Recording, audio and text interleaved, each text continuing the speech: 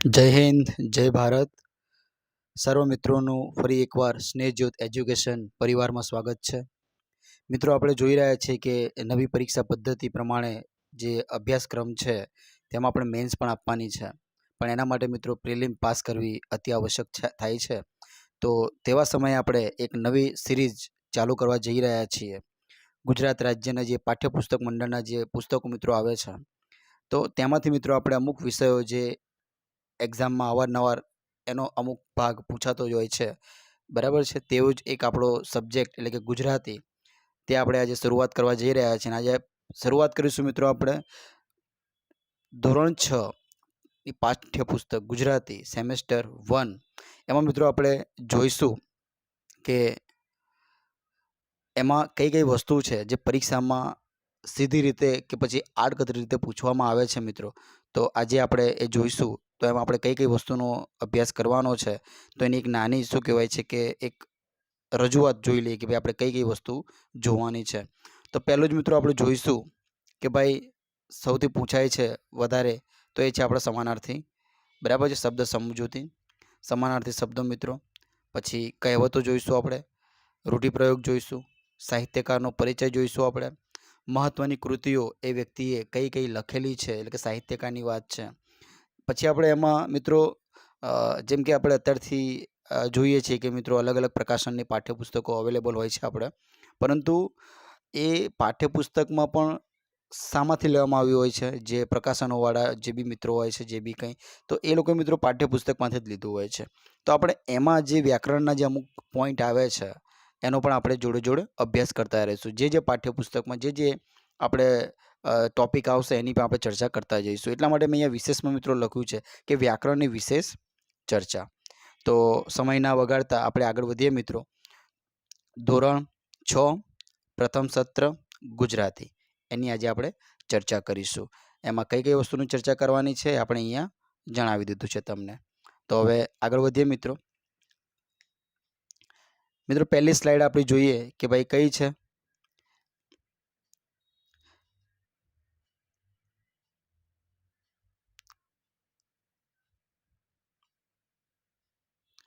પહેલી સ્લાઇડ છે મિત્રો આપણી અનુક્રમણિકા. પહેલાં જોઈએ તો ભાઈ એમાં અનુક્રમણિકામાં શું જોવાનું હોય, તો ભાઈ કે એક અમુક કૃતિ હોય છે, એ કયા કવિ દ્વારા તો કયા લેખકની રજૂઆત છે એની આપણે ચર્ચા કરીએ પહેલાં. ચલો, રેલવે સ્ટેશન મિત્રો એ ચિત્રપાઠ છે, એની કંઈ એટલી આવશ્યકતા નથી, બરાબર છે. એ સિવાય જોઈએ આપણે કે ભાઈ હિન્દ માતાને સંબોધન, તો એ કૃતિ કોની છે મિત્રો? મણિશંકર રત્નજી ભટ્ટ એટલે કે આપણા કાંત, બરાબર. વિશેષમાં મિત્રો જ્યારે આપણે એની કૃતિ એની રજૂઆત જોઈશું તો એમાં સાહિત્યકારનો પરિચય જોઈશું, એમાં કઈ કઈ શામાં પ્રદાન આપ્યું છે એમનું, કઈ કૃતિઓ એમની સારી એવી એક્ઝામમાં પૂછાવા લાયક છે, એ આપણે સ્ટેપ બાય સ્ટેપ આગળ વધતા જઈશું અને જોતા જઈશું. પછી મિત્રો જોઈએ દ્વિદલ, તો દ્વિદલ છે આપણા આઈ કે વીજળીવાળા, બરાબર છે. આમની પણ ઘણી આપણે ચર્ચા કરી છે. પછી છે રવિશંકર મહારાજ એટલે કે આ એક જીવન ચરિત્ર છે, તો એ કોના દ્વારા લખવામાં આવ્યું છે? ધીરુભાઈ પરીખ દ્વારા લખવામાં આવ્યું છે. મહેનતની મોસમ મિત્રો, મહેનતની મોસમ તો એક કેવી છે? પદ્યકૃતિ છે, પ્રકૃતિ ગીત છે. તો કોનું છે? નાથાલાલ ભાણજી દવે. એ આપણે આગળ જોઈશું કે એમને પણ કઈ કઈ કૃતિઓ લખેલી છે એની પર આપણે જોઈશું. લેખણ ઝાલી ન રહે, લેખણ ઝાલી ન રહે, તો શું છે? લોકકથા છે. લોકકથા આવે એટલે મિત્રો આપણને એક વ્યક્તિ અવશ્ય યાદ આવે કે જોરાવરસિંહ જાદવ. પગલે પગલે તો એક શૌર્ય ગીત છે, પણ એના કરતા હરતા છે કોણ છે? સંતબાલ છે. બિરબલની યુક્તિ એ કંઈ એટલી મહત્વની નથી, પણ પાદર, તો પાદર કોનું છે મિત્રો? પાદરની રચના કરી છે, પાદર એક નિબંધ છે, તો એની રચનાકાર છે આપણા કિશોરસિંહ સોલંકી. ચલો, હવે આપણે પહેલી કૃતિ પર આવી જઈએ કે ભાઈ હિન્દ માતાને સંબોધન. હવે મિત્રો એક વસ્તુ જોઈએ કે આપણે પાઠ્યપુસ્તક જે લીધેલું છે, તો મિત્રો એમાં જે કામની વસ્તુ છે ને એ જ આપણે લીધેલી છે.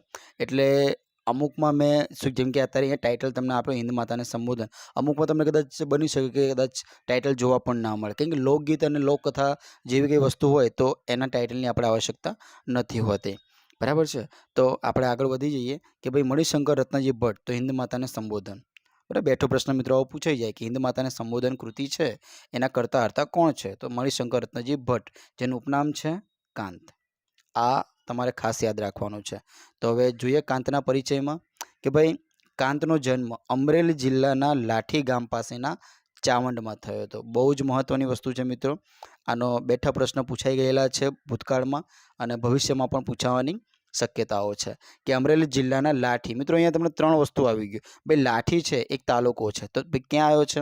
તો ભાઈ અમરેલીમાં આવ્યો છે, બરાબર છે. અને કાંતનો જન્મ તમને સીધું એવી રીતે બી પૂછી લે કે ભાઈ કાંતનો જન્મ ક્યાં થયો હતો? અમુકમાં લાઠી ઓપ્શનમાં આપેલું હોય, પણ આપણે ખાસ ગામનું નામ યાદ રાખવાનું, ચાવંડ, બરાબર છે મિત્રો. બીજું મહત્ત્વનું કે એમને એક કવિ છે, નાટ્યકાર છે, ધર્મચિંતક છે. તેમ છતાં બરાબર આપણે એમનું મહત્ત્વનો જે કાવ્ય સંગ્રહ છે પૂર્વાલાપ, આ તમારે ખાસ નોંધવાનું રહેશે, બરાબર. હવે આગળ વધીએ તો ભાઈ શબ્દ સમજૂતીની વાત કરીએ, બરાબર. તો દેવભૂમિ એટલે કે પવિત્ર ભૂમિ. વિશ્વાસી તો મિત્રો તમને ખબર જ છે કે ભાઈ શ્રદ્ધા વિશ્વાસ રાખનાર. આમાં મિત્રો એવા પ્રશ્નો એવા શબ્દો હશે કે તમને આવડતા હશે, પણ આપણે એવા શબ્દો જોવાના છે જે આપણા માટે નવા છે અને જે પરીક્ષામાં પૂછવા લાયક છે. જેમ કે અહીંયા જીનની વાત કરીએ, બરાબર. અહીંયા જીન એટલે આપણે તો જ્યારે નાના હતા ત્યારે જીન એટલે કે ભૂતની જ આપણે સમજેલા હોય છે કે ભૂત હશે જીન એટલે, પણ એવું નથી. અહીંયા જીન એટલે અહીંયા જૈનની વાત કરવામાં આવી છે, જૈન, બરાબર છે, જીન. પછી અહીંયા બક્ષી. બક્ષી એટલે કે ભાઈ આપી. આપણે નહીં કહેતા ભાઈ કે જા તારી જાન બક્ષી. આપણે અમુક ટાઈમે આ એક રૂઢિપ્રયોગ રીતે કે બી આવી રીતે કંઈ ચર્ચામાં આનો ઉપયોગ કરતા હોઈએ છીએ કે જા બક્ષી એટલે આપી. તવંગર બહુ જ મહત્ત્વનો શબ્દ છે. તવંગર એટલે મિત્રો પૈસાદાર. તવંગર એટલે પૈસાદાર. હવે નિરક્ષર એ તો તમને ખબર જ છે એટલે કે અભણ. પણ અહીંયા મહત્ત્વનું છે કે સાહો. સાહો એટલે મદદ કરવી અથવા મદદ કરવો. પરસ્પરે તો એ કંઈ મહત્ત્વનું એટલો કંઈ ખાસ શબ્દ નથી, પણ અહીંયા મહત્ત્વના શબ્દો કયા છે મિત્રો એ જોઈએ ફટાફટ. તો જીન એટલે જૈન, બક્ષી એટલે આપી, તવંગર ખાસ ધ્યાન રાખજો મિત્રો. તવંગર તો એનો વિરુદ્ધાર્થ થશે કંગાલ અથવા રાંક, બરાબર છે.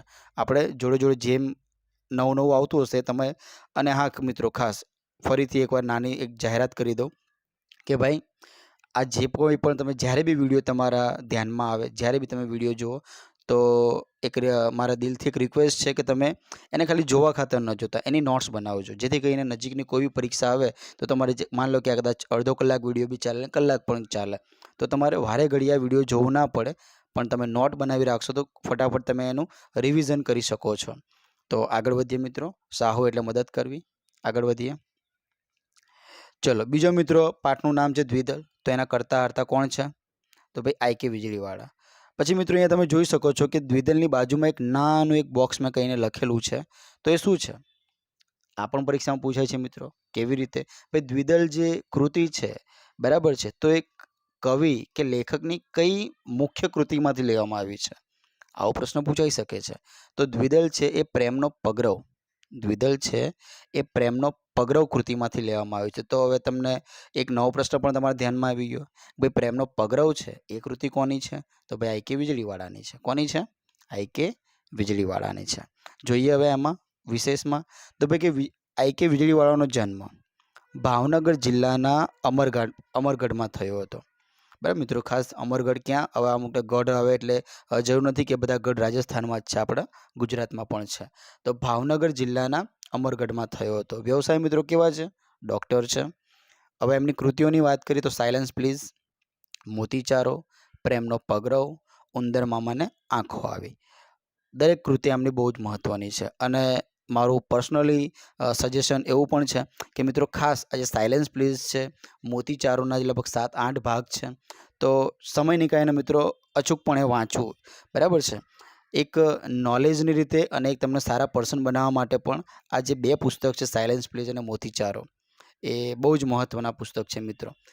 બધી કહેવાય ને કે મોટિવેશનલ વાર્તાઓની રજૂઆત સારી રીતે કરી છે. તો આગળ વધીએ મિત્રો. આપણે શબ્દ સમજૂતીની વાત કરીએ આપણે. તો શબ્દ સમજૂતીમાં જોઈએ આપણે કે ભાઈ શિલ્પી. તો શિલ્પી એટલે પથ્થર, ધાતુ વગેરેને સુંદર આકાર આપનાર કે કોતરણી કરનાર. હવે આ એટલું મહત્ત્વનું થતું નથી, પણ મહત્ત્વનું શું થાય છે એ તમને કહી દઉં. તો મિત્રો અહીંયા તમે જોઈ શકો છો કે શિલ્પી લખેલું છે. મેં જ્યારે શરૂઆત કરી હતી મિત્રો લેક્ચરની, ત્યારે મેં તમને એક પોઈન્ટ તમને કીધો હતો કે વ્યાકરણની વિશેષ સમજૂતીની વાત કરી હતી. તો એ વિશેષ સમજૂતી શું છે એ હું તમને હવે સમજાવીશ. તો શું છે અહીંયા તમે જોઈ શકો શિલ્પી. તો ઘણા મિત્રો કદાચ ઉતાવળમાં આ રીતે બી લખી નાખે શી. તો આપણને પ્રશ્ન એવો થાય કે ભાઈ આજે શરણાઈનો સ છે તો એને હસ્વઈ જ કેમ આવી, દીર્ઘઈ કેમ ના આવી? તો મિત્રો આ પણ એક વ્યાકરણનો નિયમ છે. કેવો નિયમ છે કે જોડાક્ષર પૂર્વેનો અક્ષર, બરાબર છે, આ જેમ કે આ જોડાક્ષર છે, બરાબર છે, જોડાક્ષર પૂર્વેનો અક્ષર હંમેશા લઘુ હોય, બરાબર. એટલા માટે શિલ્પી જે એમાં જે સી છે એના હસ્વઈ આવી છે, બરાબર છે. એટલે વ્યાકરણની વિશેષ સમજૂતી તો ગમે ત્યારે પૂછાય, જેમ કે હું એમ કહું કે ભાઈ કિલ્લો, બરાબર, કિલ્લો, અહીંયા પણ મિત્રો જોડાક્ષર આવી ગયા છે. તો જોડાક્ષર પૂર્વેનો જે કી છે એ કેવો છે? હસ્વ છે. તો આ મિત્રો તમારે ખાસ ધ્યાન રાખવાનું છે કે જોડાક્ષર પૂર્વેનો અક્ષર હંમેશા કેવો હોય છે?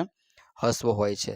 તો તમને આ એક ખાસ સમજૂતી તમને મારે સમજાવવાનું હતું કે ગમે ત્યારે આવો કંઈ શબ્દ પૂછાય તો શબ્દ ગોખવાના ના હોય મિત્રો, આપણે એને સમજવાના હોય, બરાબર છે. વ્યાકરણના નિયમો ગોખવાના હોતા નથી, એને સમજવાના હોય, જેથી કરીને જોડણી કોઈ પણ પૂછાય તમને, કોઈ પણ શબ્દ આવે, તમે નિસંકોચપણે જવાબ સાચો પસંદ કરી શકો છો. આગળ વધીએ. સ્તંભ એટલે કે થાંભલો છે, સ્તંભ એટલે થાંભલો. નિઃશબ્દ એટલે કે શબ્દ વિનાનું, શાંત, બરાબર છે. હવે આ મંજૂરી એટલે કે પરવાનગી, જો આનામાંથી મિત્રો અનુસ્વાર નીકળી જાય તો મજૂરી થઈ જાય, એટલે કે જે મહેનત જે કરવી તે. લોન, બરાબર છે, લોન એટલે કે લીલું ઘાસ. હવે લોન, આ લોન છે અને એક બીજું પેલું જે ઇંગ્લિશવાળું જે લોન આવે છે, અંગ્રેજીવાળું, બરાબર છે. તો આ ખાસ, તો જે મિત્રો આ જે લોન માટે જે આ માથે જે મૂકેલું છે ને એને કેવો માત્ર કહેવામાં આવે છે? વિવૃત. જ્યારે આ કેવો છે? સંવૃત, બરાબર છે. આમાં વિશેષ આપણે એમાં નથી પડતા. તો લોન એટલે કે ભાઈ લીલું ઘાસ, બરાબર છે, બાગ બગીચામાં જે જોવા મળે ને મિત્રો એની વાત કરી છે અહીંયા. ઓકે. રૂઢિપ્રયોગ છે તો 3 રૂઢિપ્રયોગ એ પણ મિત્રો બેઠા પરીક્ષામાં પૂછાવા લાયક છે કે પડતું મૂકવું એટલે કે છોડી દેવું, પડતું મૂકવું એટલે છોડી દેવું. નિઃશબ્દ બની જવું એટલે કે શાંત થઈ જવું, નિઃશબ્દ એટલે કે એકદમ મૂંગા થઈ જવું, એમ નિઃશબ્દ થઈ જવું, શાંત થઈ જવું. વિદાય લેવી એટલે કે જવા માટે છૂટા પડવું, એટલે કે ક્યાંય બી જવું આપણે કે ચલો કે ભાઈ ક્યાંક ગયા હોય મહેમાન ગતિ કે જ્યારે આપણું કામ પતી જાય છે મળી લઈએ તો આપણે કહીએ છીએ કે ચલો હવે તારે અમે વિદાય લઈએ, એટલે કે ત્યાંથી છૂટા પડવું. તો આવી કંઈક વાત છે રૂઢિપ્રયોગમાં. આગળ વધીએ આપણે.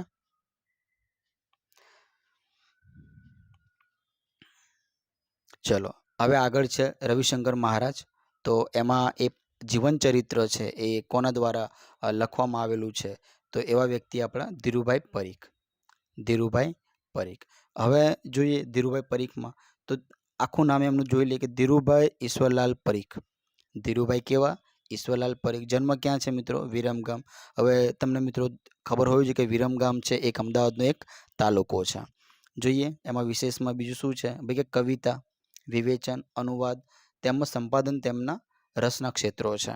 એ સિવાય શું છે કે કુમાર તેમજ કવિલોક જેવા પ્રતિષ્ઠિત સામાયિકોના તંત્રી છે. પ્રશ્ન એમ પૂછાય કે નીચેનામાંથી, બરાબર છે, કે કયા સામાયિકમાં ધીરુભાઈ પરીખ એક તંત્રી તરીકેની ભૂમિકા ભજવી ચૂક્યા છે કે ભજવી રહ્યા છે? તો કુમાર અને કવિલોક. એ સિવાય છપ્પા સંગ્રહ એમનો બહુ જ મહત્વનો છે. છપ્પા સંગ્રહ છે અંગ 25. છપ્પા સંગ્રહનું નામ શું છે? અંગ 25. તેમજ હાઇકુ સંગ્રહ, બરાબર છે, હાઇકુ સંગ્રહ પણ એમના નોંધપાત્ર પ્રકાશનો છે. તો હાઇકુ આવે એટલે મિત્રો આપણે ઘેલા નહીં બની જવાનું, અને છપ્પા આવે એટલે પણ બહુ વધારે ઘેલા નહીં બને. છપ્પા એટલે તરત આપણને શું દેખાય? સાહેબ આમાં અખો હોઈ શકે છે, પણ મિત્રો અખાનું નથી, બરાબર. છપ્પા સંગ્રહ છે કયા નામે છે? અંગ 25.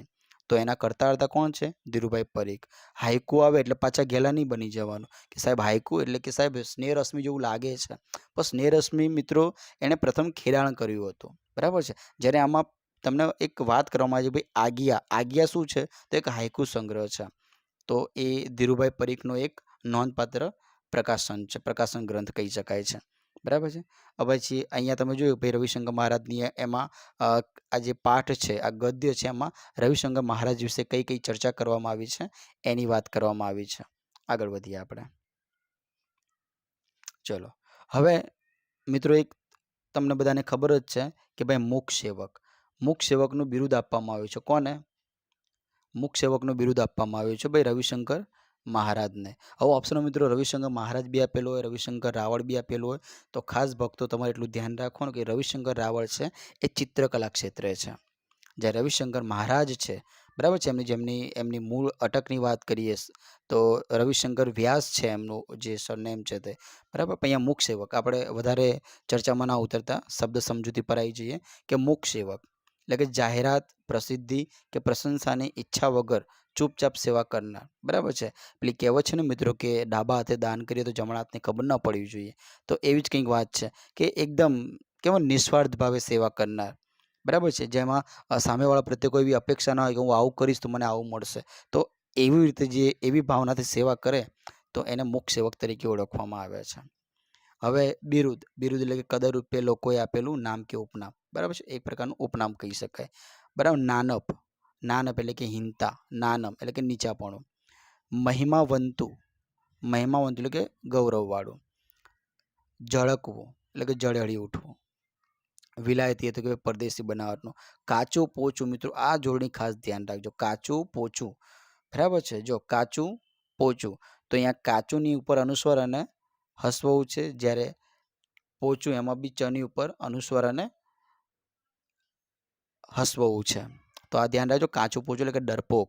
નિર્ભય, નિર્ભય એટલે કે નિડર, બરાબર. કોતર, આ મિત્રો ખાસ કોતર એટલે શું કે નદી કિનારાની બખોલો, એને કોતર કહેવાય. ગરનાળું, આ બી શબ્દથી કદાચ પરિચિત જ છો તમે કે પાણી વહી જાય તે માટે બાંધેલો સાંકડો માર્ગ, જેને ગરનાળું કહેવાય છે. સાથી છમાડો કે સાથી સરખું એ નહીં, પણ કરો બહુ જ મહત્વનો શબ્દ મિત્રો, બરાબર. કદાચ જે ગામડામાં રહે છે જે મિત્રો, બરાબર છે, એ લોકોને ખાસ ખબર હશે કે ભાઈ કરો એટલે ઘરની બાજુની દિવાલ અથવા તો ભીંત. આ બહુ ઓછા લોકોને ખબર, જેમ કે કરો છે, પછાત છે, આ બધા જે પરસાળ છે, આવા શબ્દો છે મિત્રો જે ગામડામાં ગ્રામજનો છે એ લોકોને વધારે અનુભવ અને આવડતું હોય છે, પણ આપણા શહેરી લોકોને થોડી તકલીફ પડતી હોય છે. એટલા માટે આપણે આ સિરીઝની શરૂઆત કરી જેથી કરીને કોઈનો એક પણ માર્ક્સ જાય નહીં. કરો એટલે કે ઘરની બાજુની દિવાલ અથવા ભીંત. વહારે, બરાબર છે, કે ભગવાન મારા વહારે, આપણે અમુક ટાઈમે એવું ઉચ્ચાર વહારે આવો એમ, તો એટલે કે મદદે આવો, મદદે. વહારે એટલે કે મદદે. સ્વયંસેવક એટલે કે કોઈ ખાસ પ્રસંગે પોતાની મેળે સેવા આપનાર, બરાબર, જેને આપણે ઇંગ્લિશમાં કહીએ છીએ વોલેન્ટિયર્સ, સ્વયંસેવક. હવે આ બોરિંગ, બરાબર. બોરિંગ એટલે જમીનમાં જે આપણે સાડી ઉતારી, જે મોટર વગેરે ઉતારીને જે જમીનમાંથી જે પાણી છે કે પછી ક્રૂડ ઓઇલ છે જે કાઢવાની જે ક્રિયા છે એને કહેવામાં આવે છે બોરિંગ, બરાબર. પાણી અથવા તેલ જે કાઢવાની ક્રિયા છે. શારકામ, બરાબર. શારકામ એટલે કે એ રીતે તૈયાર કરેલો બોર, શારકામ બોર, કૂવો, એક પ્રકારનો કૂવો. હેવાન, અને કહેતો કે હેવાન એટલે કે દુર્ગુણોવાળો માણસ, હેવાન વ્યક્તિ છે એમ નહીં કહેતા આપણે, દુર્ગુણોવાળો માણસ અને હેવાન કહેવાય. જીવન એટલે કે જીવનનું મુખ્ય કર્તવ્ય. રૂઢિપ્રયોગો બહુ જ મસ્ત અને પરીક્ષા માટે સારા એવા ખૂબ જ મહત્ત્વના રૂઢિપ્રયોગોની અહીંયા ચર્ચા કરવામાં આવી છે. જેમ કે પહેલો જ રૂઢિપ્રયોગ છે, જોઈએ આપણે, કે જોતરાઈ જવું એટલે કે કામ ચોરી વિના કામે લાગવું, જોતરાઈ જવું. દિલ દઈને એટલે કે ખૂબ ઉત્સાહ અને ધગશથી. દિલ દઈને, આપણે કે દિલ દઈને કામ કરીએ એટલે કે ભાઈ દિલ આપીને નહીં, દિલ દઈને એટલે કે આમ દિલથી, આમ પોતાની સ્વ ઈચ્છાથી, બરાબર છે, આપણે કોઈ કામ કરીએ ઉત્સાહપૂર્વક, તો કે ખૂબ ઉત્સાહ અને ધગશથી. આત્મા રેડી દેવો એટલે કે પૂરેપૂરી લગનથી કામ કરવું, બરાબર, કે જીવ રેડી દીધો મેં આ કામ પ્રત્યે, આવું આપણે મોટા કહેતા હોઈએ છીએ કે આત્મા રેડી દેવો એટલે કે પૂરેપૂરી લગનથી કામ કરવું. પગરણ માંડવા એટલે કે શરૂઆત કરવી, પગરણ માંડવા એટલે શરૂઆત કરવી. માથે ઉપાડી લેવું, બરાબર છે, એટલે કે જવાબદારી લેવી. માથે ઉપાડી લેવું એટલે જવાબદારી લેવી. દિલ દ્રવી ઉઠવું, દિલ દ્રવી ઉઠવું એટલે કે ખૂબ દુઃખ થવું, બરાબર છે. વેદના, દ્રવી ઉઠવું એટલે કે એક પ્રકારની વેદના. દિલ દ્રવ્યું એટલે કે ખૂબ દુઃખ થવું. માંડી વાળવું એટલે કે કામ બંધ કરવું. અમુક ટાઈમે આપણે કહેતા હોઈએ છીએ કે ભાઈ મેં આ વિચાર્યું હતું પણ રહેવા દો ને, આપણે માંડી વાળીએ પછી કરીશું ના અર્થમાં, એટલે કે માંડી વાળવું એટલે કે કામ બંધ કરવું.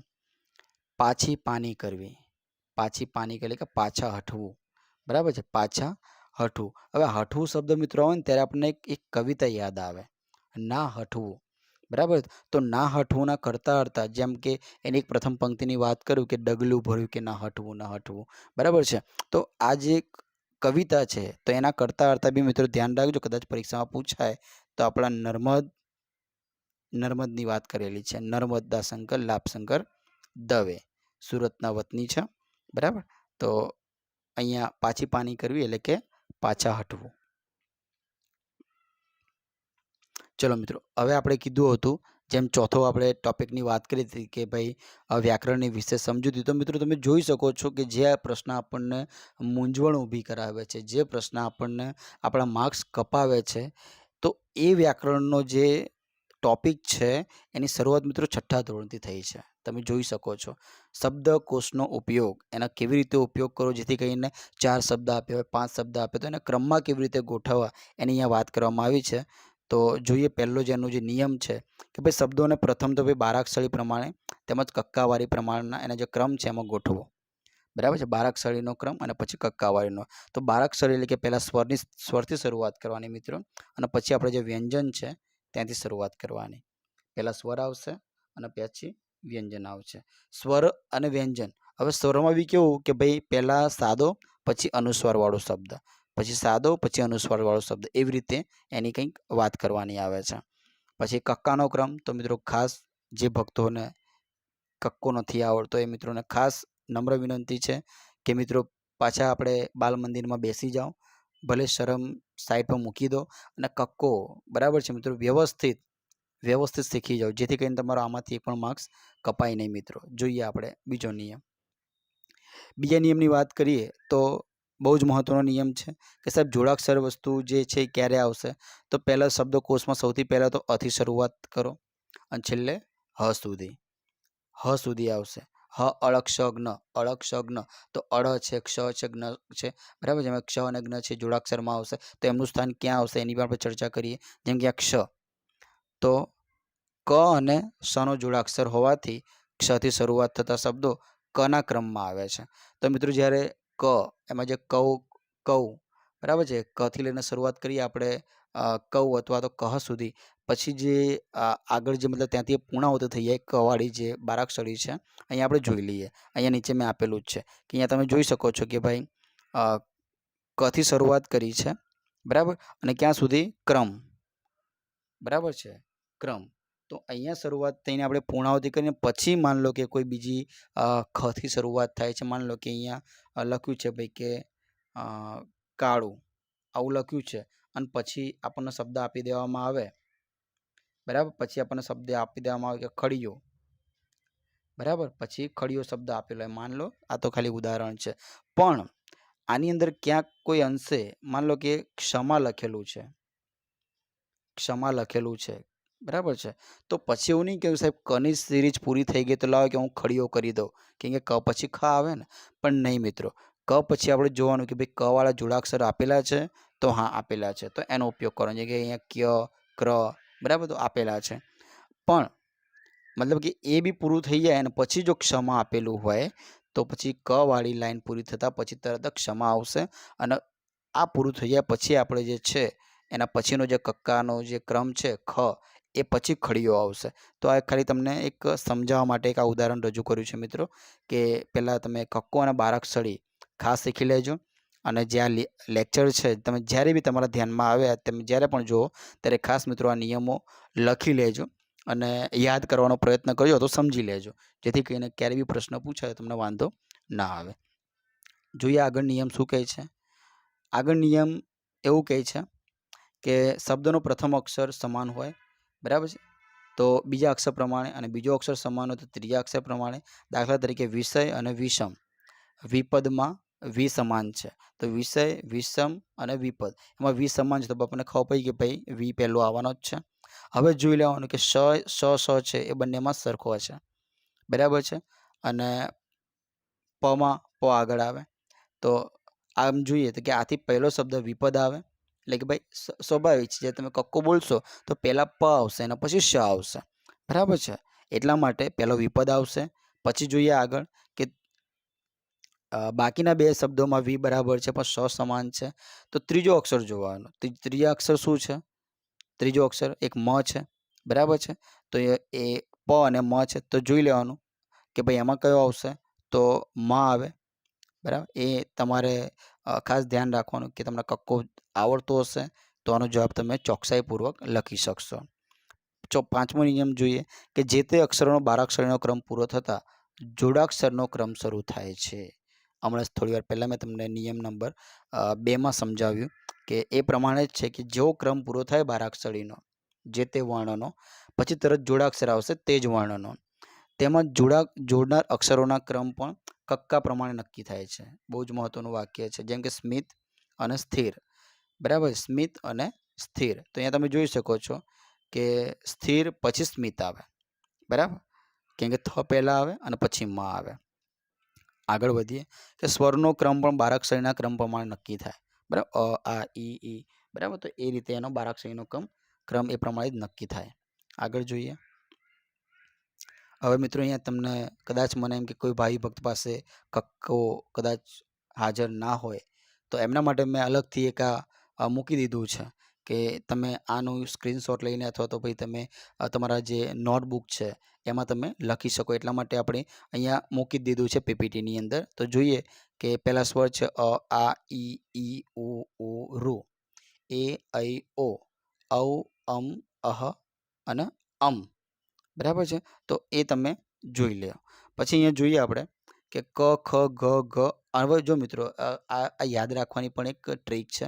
આ કદાચ આપણે સ્વર અને વ્યંજન જે ધ્વનિ ઘડતર છે એનું જો આપણે લેક્ચર બનાવવાનું બાકી છે, પણ હું તમને અહીંયાથી સમજાવી દઉં છું કે આમાં તમારે યાદ કેવી રીતે રાખવાનું. તો 5-5ની જોડીમાં તમારે યાદ રાખવાનું, બરાબર, ક્યાં સુધી? 25 સુધી, બરાબર છે. તો એ જોઈ લો કે કેવી રીતે કરવાનું. તો કેવી રીતે યાદ રાખવાનું? ક ખ ગ ઘ અંગ, આ એક લાઈન પૂરી થઈ ગઈ. પછી કની નીચેથી શરૂઆત કરવાની, ચ છ જ ઝ ય, બરાબર છે, એ બીજી લાઈનમાં. ત્રીજી લાઈનમાં આવશે મિત્રો ટ ઠ ડ ઢ અણ, બરાબર છે. ત્રીજી લાઈનમાં ટ ઠ ડ ઢ અણ. પછી આવશે ચોથી લાઈનમાં ત થ દ ધ ન. પછી આવશે પ ફ બ ભ મ, બરાબર છે.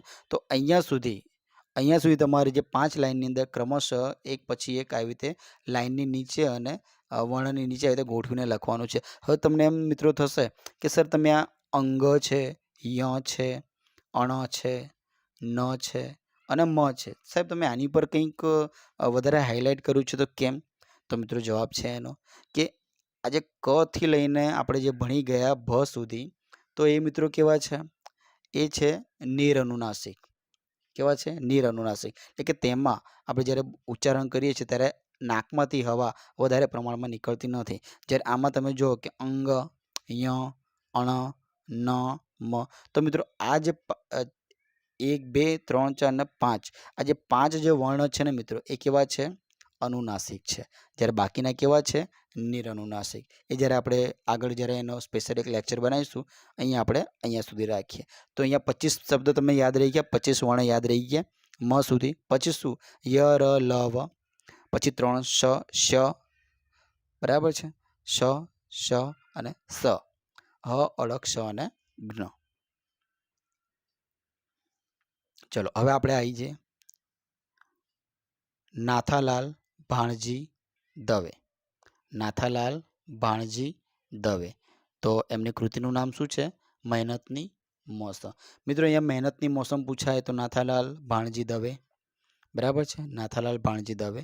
પણ મહેનતનો રોટલો પૂછાય તો પન્નાલાલ પટેલ, બરાબર છે. આ બહુ શબ્દના ફરક છે, એટલે આખી કૃતિ સાથે વ્યક્તિના નામ પણ બદલાઈ જાય છે. આપણે એમાં હજુ ડીપમાં નથી જતા, આપણે પહેલાં અહીંયા જોઈ લઈએ કે ભાઈ મહેનતની મોસમના કરતા હતા કોણ છે? નાથાલાલ દવે, જેમનું મૂળ નામ એટલે કે આખું નામ છે નાથાલાલ ભાણજી દવે. મિત્રો એમનો જન્મ ક્યાં થયો હતો? તો ભાઈ કે અમરેલી જિલ્લાના ભુવા ગામમાં. અમરેલી જિલ્લાના ભુવા ગામમાં જન્મ થયો હતો. કોનો? ભાઈ નાથાલાલ ભાણજી દવે, બરાબર. મિત્રો તમે જ્યારે બી આ વ્યક્તિનું નામ લો ને તો ક્યારે બી નાથાલાલ દવે નહીં, આપણે સાથે જ બોલો નાથાલાલ ભાણજી દવે, નાથાલાલ ભાણજી દવે. તો એક સમય મિત્રો એવો આવશે કે તમને એમ પૂછશે ને કે મહેનતની મોસમ આ કૃતિ કોની છે, તો ફટાફટ તમારે મિત્રો આખો જવાબ આમ કહેવાય ને કે પપ્પાના નામ સાથે નીકળશે, બરાબર છે. તમે આદત પાડો, આખા નામ બોલો, ગોખવાની વાત નથી કરતો, ગોખશો નહીં. તમે ખાલી એને 2-3 વખત ખાલી બોલી જાઓ કે નાથાલાલ ભાણજી દવે, નાથાલાલ ભાણજી દવે. એક સમય એવો આવશે કે તમારે ઊંઘમાંથી કોઈ પૂછશે ને કે ભાઈ મહેનતની મોસમ અથવા કોઈ નાથાલાલ, તરત તમે પાછળના 2 શબ્દ ફટાફટ બોલી નાખશો કે ભાણજી દવે. તો આ તમારી એક શું કહેવાય કે એક સમજ શક્તિ પ્રમાણે તમે એને યાદ રાખી શકો છો. તો ભાઈ જન્મ અમરેલી જિલ્લાના ભુવા ગામે, બરાબર છે ભાઈ. શિક્ષણ છે શિક્ષક, આચાર્ય તેમજ શિક્ષણ અધિકારીની પણ ભૂમિકા એટલે કે સેવા આપી ચૂક્યા છે. હવે એમના અમે કૃતિઓની વાત કરીએ તો કાલિંદી, જાહ્નવી, અનુરાગ અને પિયાબેન. તો કાલિંદી, જાહ્નવી, અનુરાગ, પિયાબેન. તો આ એમની 4 નોંધપાત્ર એમના શું છે? કાવ્ય સંગ્રહો છે. કાલિંદી, જાહ્નવી, અનુરાગ અને પિયાબેન તે એમના કાવ્ય સંગ્રહો છે. હવે નર્મ મર્મ અને કટાક્ષ જનિત હાસ્યથી ગુજરાતી કવિતાને તેમણે સમૃદ્ધ કરી છે. હવે રમ્ય શબ્દચિત્રો, ભાવનું માધુર્ય, છંદો, ગેય ઢાળો પરનું માધુર્ય એ એમની કવિતાનો વિશેષ એટલે કે કવિતાનો વિશેષ છે. મતલબ કે આમાં એમણે વિશેષ પ્રદાન આપ્યું છે આ ક્ષેત્રમાં. બરાબર છે. આગળ જોઈએ. હવે મિત્રો આ જે છે ને એ આ ઉપર ભણીએ છીએ ને આપણે એ સાહિત્યકારનો પરિચય છે. જ્યારે નીચેનો જે પેરેગ્રાફ હોય છે, જે નીચેનો જે ફકરો હોય છે એ મિત્રો એ જે તે કૃતિની અંદર શું કહેવા માંગ્યું છે એની એક નાની અમથી એવી પ્રસ્તાવના હોય છે. બરાબર છે. આગળ વધીએ આપણે.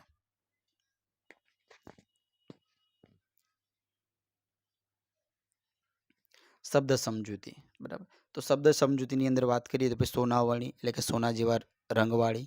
બરાબર. મોસમ એટલે ઋતુ આપણને બધાને ખબર છે. પણ અહીંયા તમે જુઓ નદીઓ. હવે સાહેબ આમાં તમને શું નવું લાગ્યું એમ તમને કદાચ પ્રશ્ન થશે. પણ મિત્રો મારો પ્રશ્ન એ છે કે નદીઓ છે તો નદીમાં ભક્ત આ નદી આવી રીતે કેમ ના લખ્યું? આપણને પ્રશ્ન થવો જોઈએ કે સાહેબ નદીયું તો કેમ આમાં નદીયું આવી રીતે કેમ ના લખ્યું? તો મિત્રો આ પણ એક નિયમ છે. બરાબર છે. કેવો નિયમ છે કે ભાઈ ય પૂર્વે આ જે ય આવે છે ને મિત્રો ય, તો ય પૂર્વેનો અક્ષર હંમેશા કેવો હોય? લઘુ હોય. કેવો હોય? લઘુ. ય પૂર્વેનો અક્ષર હંમેશા કેવો હોય?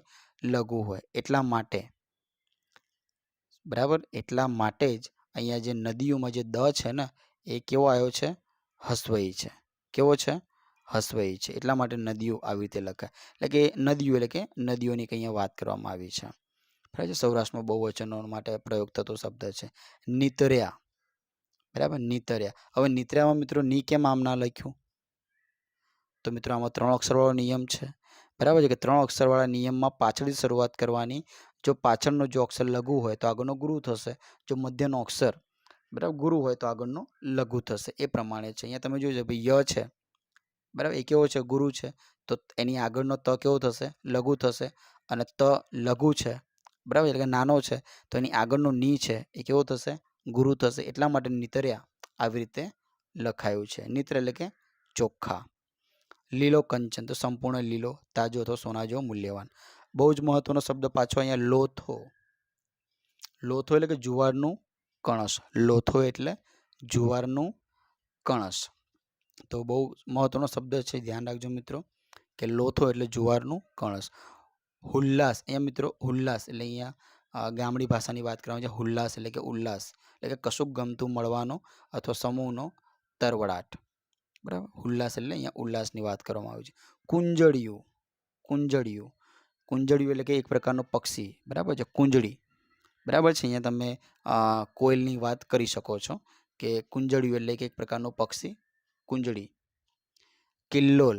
બરાબર છે. કિલ્લોલ. અહીંયા તમે જોઈ શકો પાછું અહીંયા 2 નિયમો યુઝ થયા છે. 3 અક્ષરવાળો નિયમ છે જોડણીનો એ પણ વપરાયો છે. જ્યારે જોડાક્ષરવાળો નિયમ છે એનો પણ અહીંયા ઉપયોગ થઈને જે કિલ્લોલ એમાં જે લ છે જોડાક્ષર છે માટે ક છે એ કેવો થઈ ગયો? નાનો થઈ ગયો. એટલે કે હસવઈ કરેલી છે. કિલ્લોલ એટલે કે આનંદ. હિલોળ. બરાબર કે હિલોળવું એટલે કે ઝૂલવું. હિલોળ એટલે ઝૂલવું. પછેડી. બહુ જ મહત્વનો શબ્દ. પછેડી. મિત્રો ખાસ નોંધ કરી લેજો આ શબ્દની કે પછેડી એટલે કે ઓઢવા, પાથરવા, પાક બાંધવા માટે વપરાતું ચાદર જેવું જાડું કપડું એને કહેવાય પછેડી. ઓઢવા, પાથરવા અને પાક બાંધવા માટે વપરાતું ચાદર જેવું જાડું કપડું એને કહેવાય પછેડી. દાંતરડા. બરાબર છે. દાંતરડા. આનાથી તો મિત્રો પરિચિત જ હશો. દાંતરડું એટલે કે પ્રકારનું પાક કાપવા લણવા માટેનું ઓજાર. મલક. બરાબર છે કે મલક ઘૂમીને આવી ગયો એટલે કે પ્રદેશની વાત કરવામાં આવી છે. બીજો ફરીથી એક મહત્વનો શબ્દ આપણે જોઈ લઈએ કે ખડા. બરાબર છે. તો મિત્રો એક તમારે કોમેન્ટમાં એક જવાબ આપવાનો રહેશે કે જ્યારે એક લોકનૃત્ય છે કે ભાઈ પાક જ્યારે ખડામાં આવે તો કઈ કોમના લોકો કયું નૃત્ય કરે છે એ તમારે કોમેન્ટમાં જવાબ આપવાનો છે ખાસ. બરાબર છે મિત્રો, તમારી જે કોમેન્ટમાં આપવાની મતલબ કે તમે જે પ્રયત્ન કરશો, બરાબર છે, અને માની લો કે તમે પ્રયત્નમાં સાચો જવાબ લખો છો તો મિત્રો તમને જિંદગીભર એ જવાબ યાદ રહી જશે. તમને પરીક્ષામાં ક્યારેય બી પૂછાય તો એ શબ્દ છે, એ જવાબ છે, તમને યાદ રહી જશે. એટલે કે કોમેન્ટ આપવાનો એક મતલબ આગ્રહ રાખો મિત્રો, કોમેન્ટ કરો. તમને લેક્ચર સારો લાગે તો પણ, ને ખરાબ લાગે તો પણ, કંઈક વધારો કંઈ કરવાની જરૂર હોય તો પણ, અને કંઈક ખોટું કંઈક આવી ગયું હોય તો અમને માર્ગદર્શન આપવાની જવાબદારી તમારી છે કે સર તમે અહીંયા કંઈક ખોટા હતા. તો એમ તમે કહેશો તો અમને ખોટું નહીં લાગે, બલ્કિ અમને સારું એવું અમને એક પ્રયાસ કરવાનો એક મોકો મળશે કે અમારા જે લેક્ચરની જે સિરીઝ છે એને સુધારવાનો એક મોકો મળશે. તો ખાસ મિત્રો કોમેન્ટમાં જવાબ આપવાનું રાખો. આગળ વધીએ આપણે કે ભાઈ ખડા, બરાબર છે, ખડા એટલે કે કણસલા ગુંદીને કે જોડીને અનાજ કાઢવાની જગ્યા. કણસલા ગુંદીને કે જોડીને અનાજ કાઢવાની જગ્યા એને કહેવાય ખડા. રડનારો મિત્રો, આપણે અમુક ટાઈમે નહીં કહેતા કે ભાઈ રડવા જા તો ખબર પડે પૈસા કેવી રીતે આવે છે. તો અહીંયા રડવાની એટલે કે કમાવું, કમાનાર એટલે કે કમાવવું. જોરાવરસિંહ જાદવ, જોરાવરસિંહ જાદવ તો એક આ લોકકથા છે એટલા માટે આપણે એનું ટાઇટલ નથી આપ્યું, પણ આપણે જોરાવરસિંહ જાદવને ભણી લઈએ કે જોરાવરસિંહ દાનુભા જાદવ. એમનું આખું નામ શું છે? જોરાવરસિંહ દાનુભા જાદવ. હવે મિત્રો એક કોમેન્ટમાં ફટાફટ જવાબ, તમે જ્યારે બી લેક્ચર જુઓ ત્યારે કોમેન્ટમાં ફટાફટ જવાબ લખી દેજો કે આની એક આગળના એક પોઈન્ટ આપણે ભણી ગયા, બરાબર છે, મહેનતની મોસમ. તો એના કરતા હરતા કોણ હતા એનું આખું નામ તમારે કોમેન્ટમાં લખવાનું છે ફટાફટ, એ પણ જોયા વગર, બરાબર છે, જોવાની જરૂર નથી, ફટાફટ જવાબ આવી જવો જોઈએ કેમ કે આગળ આપણે એની ચર્ચા કરી દીધી છે. તો જોરાવરસિંહ દાનુભા જાદવ મિત્રો જન્મ ક્યાંનો છે?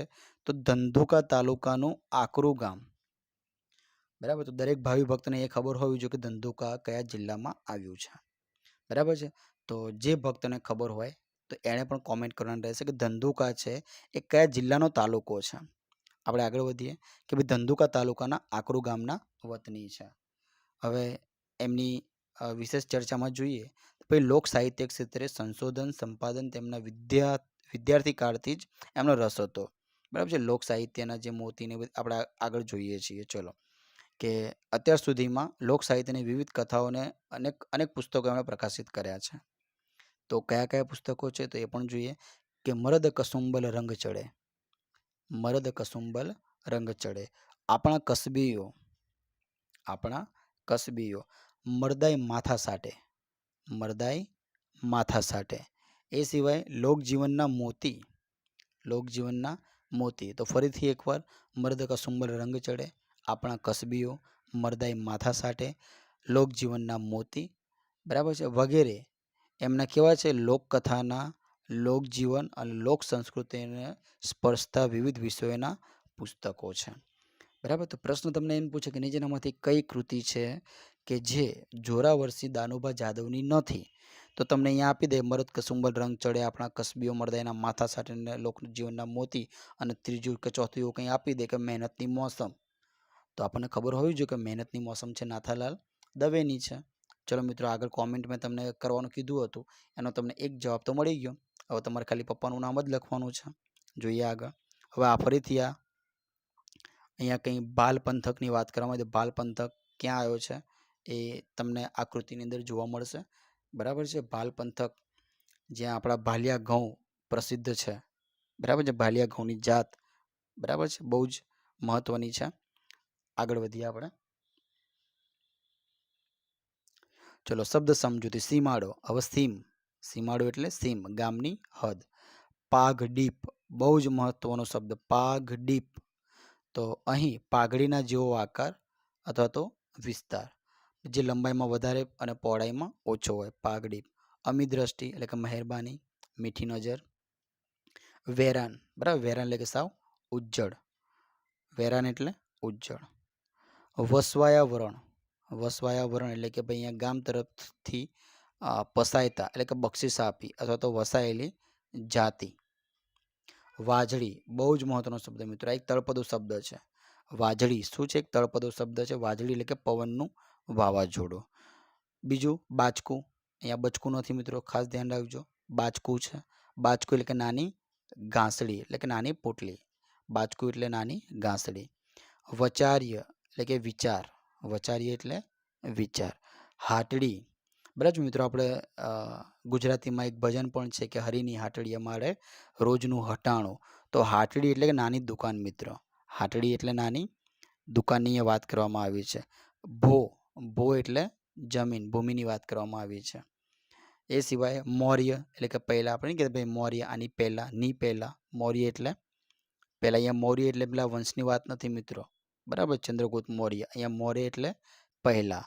સંધિયા, અહીંયા પણ મિત્રો પેલા 3 અક્ષરવાળો નિયમ છે એ પણ લાગુ પડ્યો છે, અને ય પૂર્વેનો અક્ષર હંમેશા હસ્વ હોય એ નિયમ પણ લાગુ પડ્યો છે. એટલે સંધિયા આવી રીતે લખાય.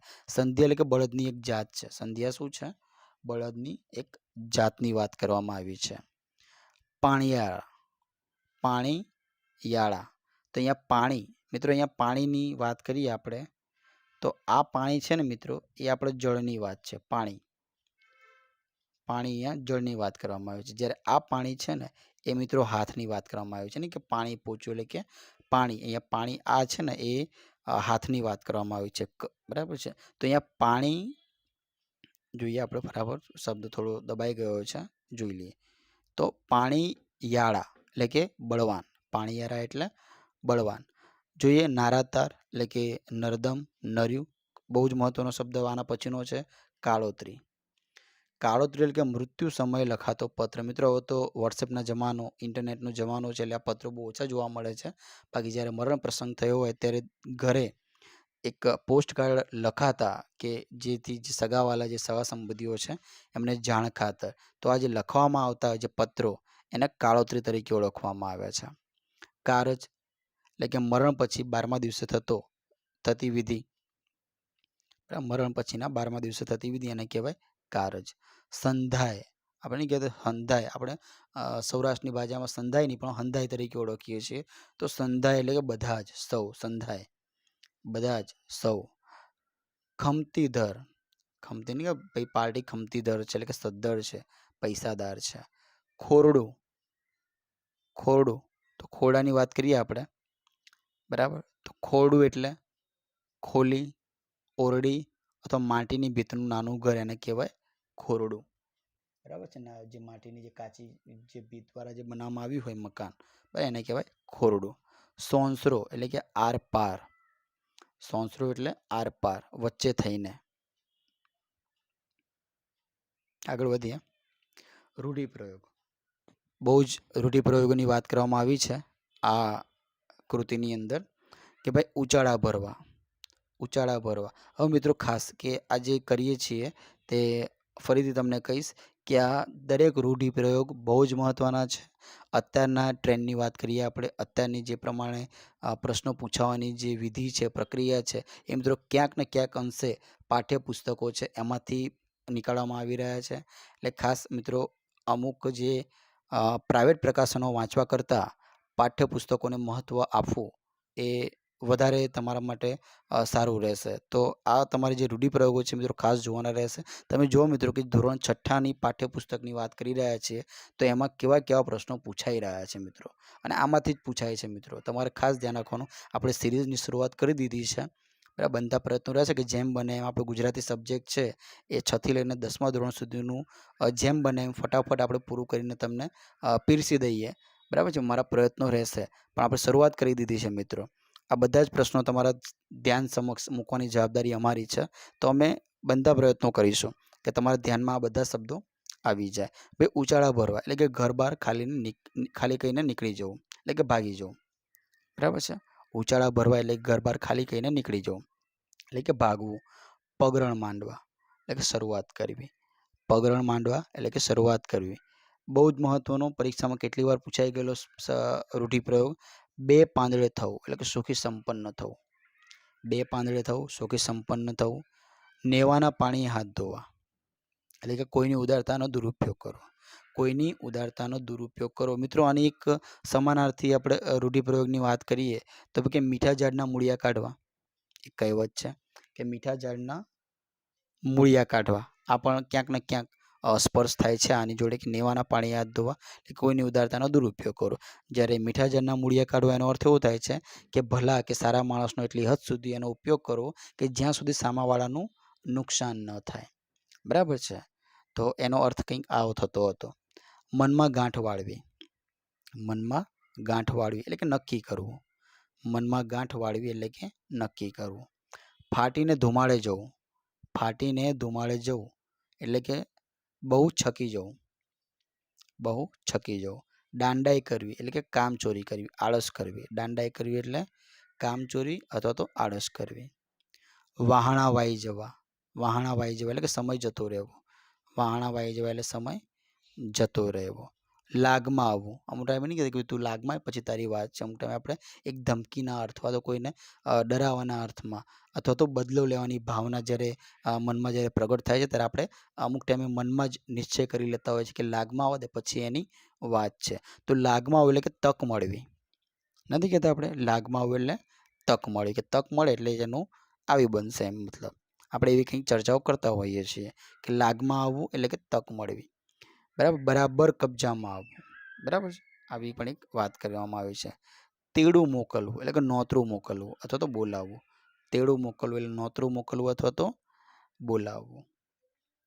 ભો ખેતરવા માંડવું.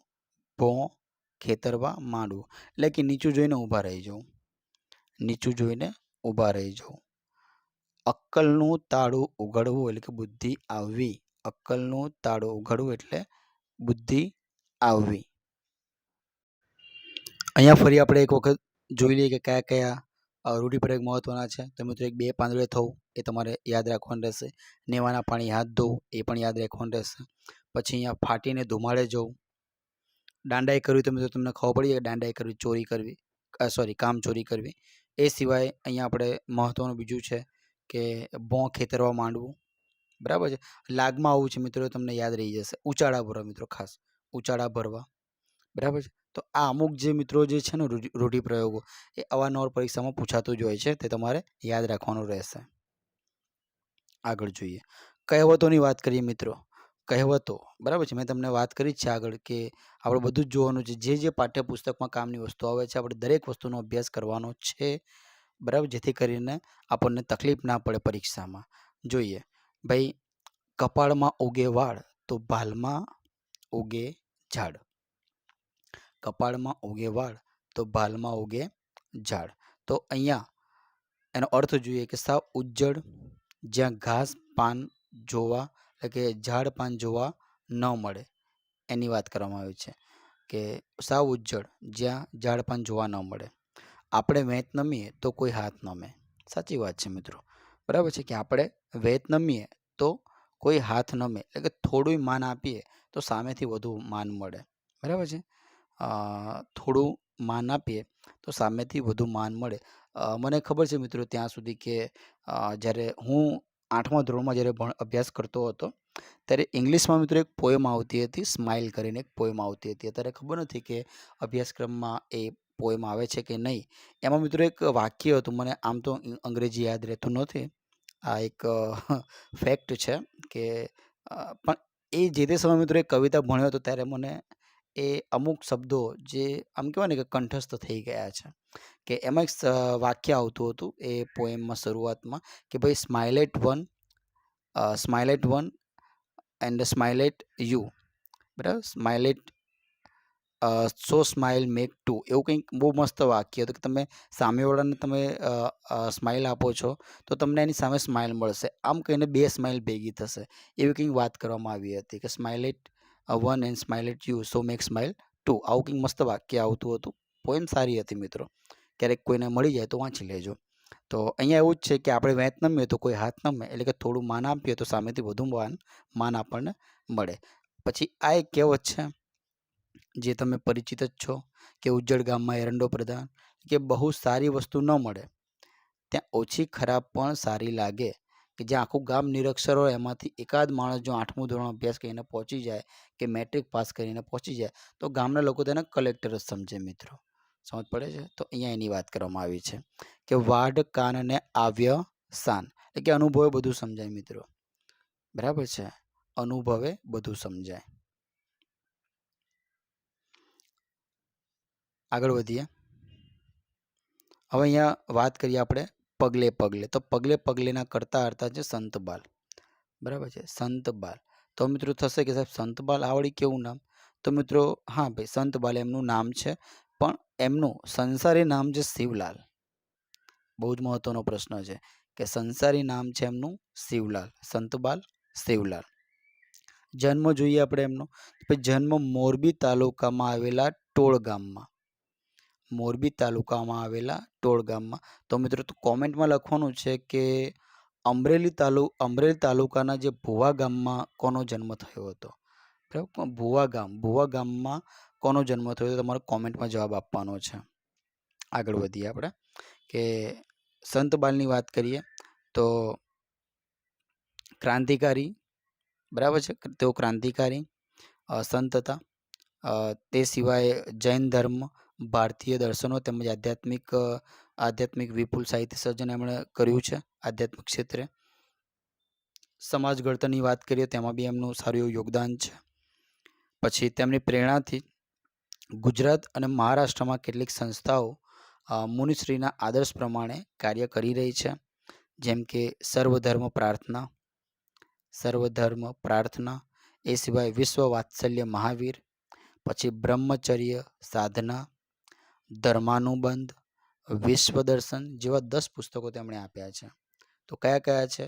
સર્વધર્મ પ્રાર્થના, વિશ્વ વાત્સલ્ય મહાવીર, બ્રહ્મચર્ય સાધના, ધર્માનુબંધ અને વિશ્વ દર્શન જેવા 10 પુસ્તકો આપ્યા છે. કોણે આપ્યા છે?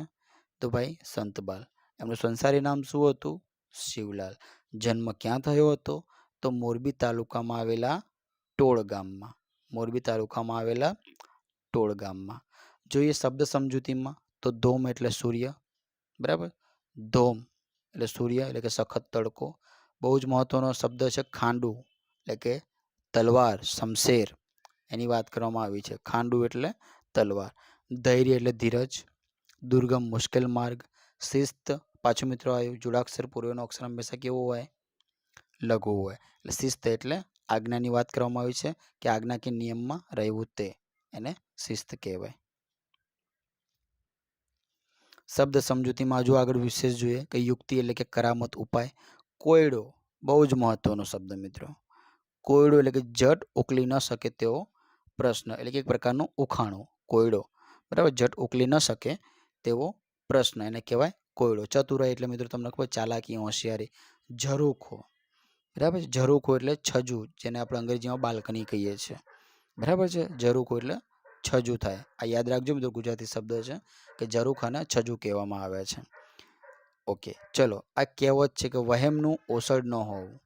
એટલે કે મિત્રો જે વ્યક્તિ વહેમાતો હોય, કદાચ એની સામે સત્ય જો કદાચ રજૂઆત થઈ પણ જાય ને તો પણ ક્યાંક અંશે, બરાબર છે, એને શંકાનું સમાધાન થતું નથી. તો જે વહેમ હોય ને મિત્રો એને કોઈ દવા નથી. એ કહેવા માગે છે કે વહેમનો ઉપાય ન હોવો. ચલો, બહુ જ મહત્વનો શબ્દ શિરામણ, સવારનો નાસ્તો. શિરામણ એટલે સવારનો નાસ્તો, બરાબર. બપોરનો હોય તો મિત્રો રોંઢો કહેવાય, બરાબર છે. તો આ શબ્દો છે એ તમારે યાદ રાખવાના રહેશે. શિરામણ એટલે કે સવારનો નાસ્તો. ઓકે, આગળ વધીએ.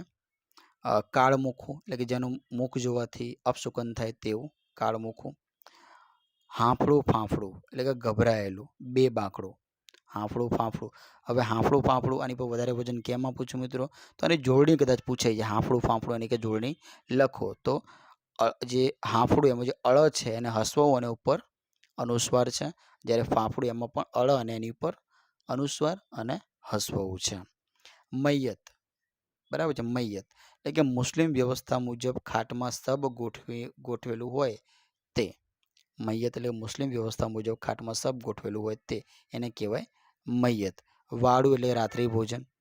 વાળું, સોરી, હા, જો મિત્રો 3 શબ્દો આવી ગયા આપણે ધ્યાનમાં. શિરામણ એટલે કે સવારનો નાસ્તો, બરાબર છે. પછી બપોરની વાત કરીએ તો રોંઢો અથવા તો ભાથું, બરાબર. બપોરનું જે જમવાનું છે એને રોંઢો અથવા તો ભાથું કહેવાય. અને રાત્રિનું જે ભોજન છે એને વાળું કહેવાય. રાત્રિનું ભોજન છે એને વાળું કહેવાય.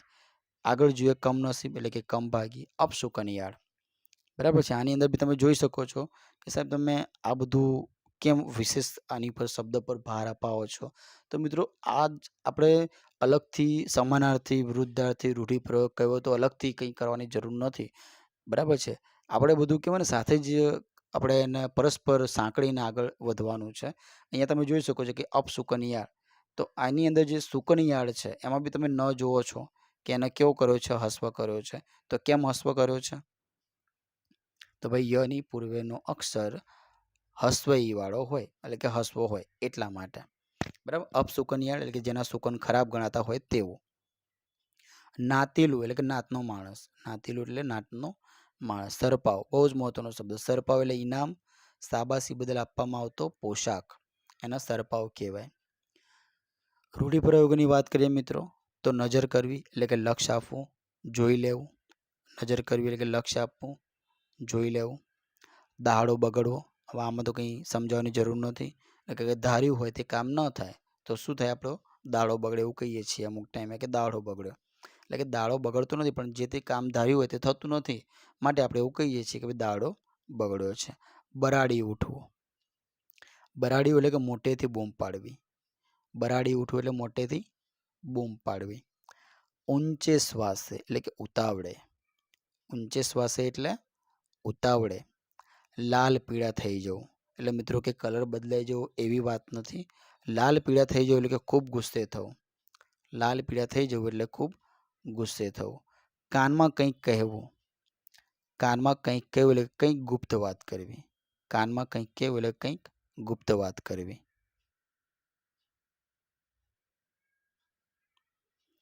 હવે જોઈએ આગળ કે નવી કૃતિની વાત છે કે પાદર. તો પાદર કૃતિ કોની છે? તો કિશોરસિંહ સોલંકી. કિશોરસિંહ સોલંકી. ફરીથી મિત્રો મેં અહીંયા એક નાનું બોક્સ આપેલું છે જે તમને દેખાય છે કે એમાં લખેલું છે કે પાદર કૃતિ છે એ શામાંથી લેવામાં આવી છે? તો ભાઈ સુગંધનો સ્વાદ. સુગંધનો સ્વાદ કૃતિમાંથી લેવામાં આવ્યું છે આ કૃતિ પાદર. તો સુગંધનો સ્વાદ કોનું છે? તો કિશોરસિંહ સોલંકી. જોઈએ એમનો પરિચયમાં કે કિશોરસિંહ સોલંકી એમનો જન્મ બનાસકાંઠા જિલ્લાના મગરવાડા ગામમાં થયો હતો. બનાસકાંઠા જિલ્લાના મગરવાડા. સાહિત્યની વાત કરીએ આપણે તો મિત્રો એમણે કવિતા, નવલકથા, નિબંધ તેમજ ટૂંકી વાર્તા જેવા વિવિધ સાહિત્ય રૂપો એમણે આપ્યા છે. એટલે કે એમાં ખેડાણ કર્યું છે એમણે. એમાં જોઈએ કે વીરવાડા અને અરવલ્લી. વીરવાડા અને અરવલ્લી તેમની નોંધપાત્ર નવલકથાઓ છે. બરાબર છે. બે જ ખાસ નવલકથાઓ છે એટલે તમારે આ યાદ રાખવું જ રહ્યું કે વીરવાડા અને અરવલ્લી એ કિશોરસિંહ સોલંકીની નોંધપાત્ર નવલકથાઓ છે. તેમ છતાં એક હાઈનકા જેવું પ્રયોગશીલ કાવ્ય સ્વરૂપ પણ કોણ લઈને આવ્યું છે મિત્રો? કિશોરસિંહ સોલંકી. હાઈનકા જેવું પ્રયોગશીલ કાવ્ય સ્વરૂપ કોણ લઈને આવ્યું છે? તો કિશોરસિંહ સોલંકી. કઈ બે નવલકથા પ્રચલિત છે એમની? તો વીરવાડા અને અરવલ્લી. તો તમે મિત્રો આવું કંઈ યાદ રાખી શકો પણ હા આને યાદ રાખવા માટે જ છે કે ભાઈ વીરવાડા છે, વીરવાડા તાલુકો ક્યાં આવેલો છે? તો અરવલ્લીમાં આવ્યો છે. બરાબર છે. અને એમાં કોણ રહે છે? તો કિશોરસિંહ સોલંકી. તો આ રીતે તમે એક કનેક્ટ કરીને એક લિંક કરીને યાદ રાખવાનો પ્રયત્ન કરી શકો છો. પણ એવું જોયું ને કે વીરવાડા એટલે કે ભાઈ ચલો તાલુકો અરવલ્લીનો છે સાહેબે કીધું હતું. આપણે એ રીતે ચર્ચા કરી નથી. તમારે ખાલી યાદ રાખવા માટે ભાઈ અરવલ્લીમાં વીરવાડા આવ્યું છે અને એમાં કોણ રહે છે? કિશોરસિંહ સોલંકી. આગળ વધીએ. શબ્દ સમજૂતીની વાત કરીએ તો ગોંદરું એટલે કે ગામના ઢોર ઊભા રહે તે ભાગોળ અથવા તો પાદર. ગામના ઢોર ઊભા રહે તે ભાગોળ અથવા પાદર. હવાડો. બરાબર છે. બહુ શહેરના લોકો તો કદાચ ભાગ્યે જ જોયો હશે હવાડો શું છે. તો મિત્રો હવાડો એટલે કે ઢોરને પાણી પીવાનો કુંડ જે બરાબર કૂવાને અડીને હોય છે. જે કૂવો હોય એની બાજુમાં જ અડીને એક પાણી ભરવા માટેનું એક એવું નાનું એવું તળાવ અથવા તો આપણે હોજ કહી શકીએ છીએ, જેને ખુલ્લી ટાંકી કહી શકીએ છીએ, એવું એક બનાવવામાં આવેલું હોય છે જેને હવાડો કહેવાય છે. જ્યાં ગામના ઢોર ત્યાં પાણી પીતા હોય છે. ત્યાંની જે મહિલાઓ છે ત્યાં કપડાં વાસણ એવું ધોતા હોય છે. બરાબર છે. વેડું એટલે રેતી. ટાબરિયા એટલે કે નાના બાળકો. ટાબરિયા એટલે નાના બાળકો. બખોલ એટલે કે પોલાણ. બખોલ એટલે પોલા. લડધો બહુ જ મહત્વનો શબ્દ. લડધો એટલે કે રખડતો છોકરો. લડધો એટલે રખડતો છોકરો. ધાક. ધાક એટલે બીક, ડર. બીજો મહત્વનો શબ્દ ટેસડો એટલે મજા. ટેસડો એટલે મજા. મુદ્રાલેખની વાત કરીએ તો કે આદર્શ વાક્ય. મુદ્રાલેખ આદર્શ વાક્ય. ભૂંગોળ એટલે કે ભૂંગળ એટલે મિત્રો તમને કહેવાની જરૂર છે. ભૂંગળ એક પ્રકારનું સુશીર વાદ્ય છે કે જે ફૂંક મારીને વગાડવામાં આવે છે. જે ભવાઈની શરૂઆત એ જે વાદ્ય છે એનાથી થતી હોય છે. એર કન્ડિશન, આ તો બધા પરિચિત જ છો. એર કન્ડિશન એટલે કે અહીંયા એસીની વાત કરવામાં આવી છે. વાતાનુકૂલિત યંત્ર. હવે વાતાનુકૂલિત છે એ આપણા માટે મહત્વનું છે. કેમ મહત્વનું છે? તો અહીંયા તમે જોઈ શકો છો કે અહીંયા એ કુલિત, જો આપણે શબ્દ તોડી નાખીએ, વાતાનું નો અને કો, બરાબર છે, અને અહીંયા છે લી તો જ્યારે શબ્દના છેડે મિત્રો જ્યારે ઈત, ઈક, બરાબર, ઈત, ઈક, ઈકા આવું કંઈ જ્યારે શબ્દ આવતો હોય ને ત્યારે મિત્રો એની જે શરૂઆત છે જે ઈ છે એ હસ્વઈ આવે. એટલા માટે અહીંયા ઈત છે વાતાનુકૂલિત એ અહીંયા હસ્વઈ છે. હવે બીજું કે જ્યારે જોડે જોડે બે ઓ આવતા હોય ને, આ બધા નિયમો છે મિત્રો, તમારે યાદ રાખવા જ રહેશે કે જ્યારે જોડે જોડે બે ઓ આપેલા હોય, અહીંયા તમે જોઈ શકો છો કે કંઈક નો આપેલું છે અને અહીંયા કો આપેલું છે. તો આ બંને કેવા છે? ઉ છે. એક નાનો ઉ છે, એક મોટો ઉ છે. તો જ્યારે જોડે જોડે બે ઓ આપવામાં આવ્યા હોય તો પ્રથમ ઓ હંમેશા હસ્વ હોય અને બીજું ઓ હંમેશા દીર્ઘ હોય. બરાબર, આ નિયમ છે જે તમારે યાદ રાખવું પડશે. એટલા માટે અહીંયા વાતાનુકૂલિત, અહીંયા નું છે હસ્વ ઉ છે, કુ છે દીર્ઘ ઉ છે, અને અહીંયા ઈત, ઈક, ઈકા આ જે શબ્દો છે શબ્દના અંતે એ હંમેશા કેવા હોય? હસ્વ હોય છે. ધીંગાણા, બરાબર, ધીંગાણા એટલે મારામારી અથવા તો લડાઈ. વનેર, વનેર એટલે કે રખડેલ, જંગલી. કાળોતરો, અહીંયા સાપની વાત કરવામાં આવી છે. કાળોતરો એટલે સાપ, નાગ, બરાબર છે, નાગરૂપી, એટલે કે અહીંયા એની વાત કરવામાં આવી છે.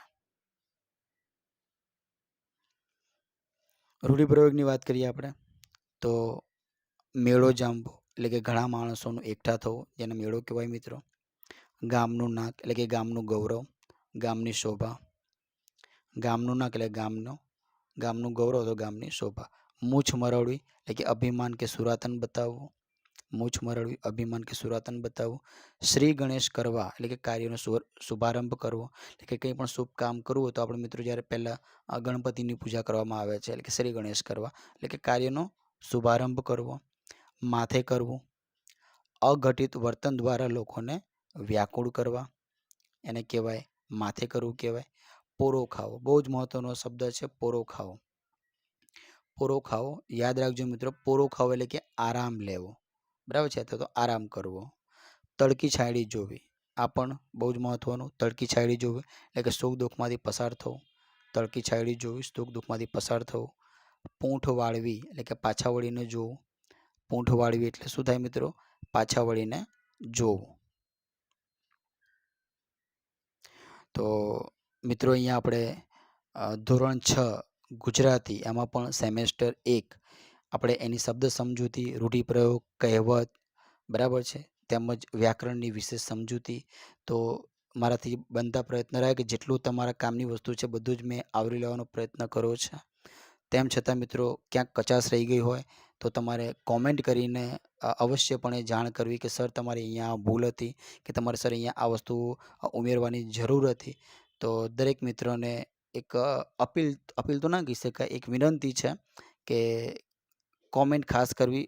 એમ છતાં કે કોમેન્ટ મારફતે મેં તમારી પાસે જવાબ માંગાવ્યા છે એ પણ ખાસ મિત્રો તમારે જવાબ આપવાના રહેશે.